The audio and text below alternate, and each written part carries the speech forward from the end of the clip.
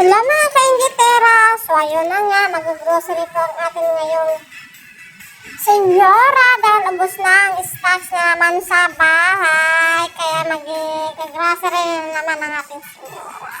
So ayun na nga, kumuha muna siya ng tinapay dahil mabilis maubos ang tinapay sa bahay. Tinapay is life. At then meron siyang pan, kailangan niya ng mga pananim. Dahil vegetarian na siya ngayon.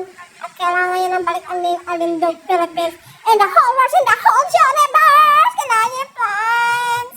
Okay. Kailangan niya ng fruits. Seedless. Yan, seedless kulay green. Nakiba na ako.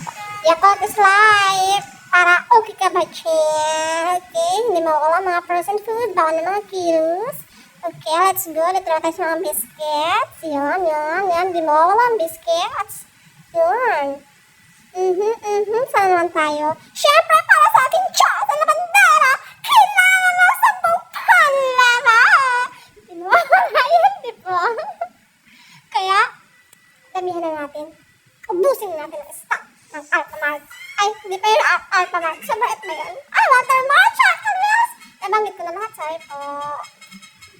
Okay, dahil chocolate naman tayo. Let's go. Go. Ayan, dito naman tayo sa mga drawings sa mga kilos-kilos. Yan, bawal sa schools. Yan, konti na pwede. Nakadalawang course, kaya kailangan natin pumila. Bayad na.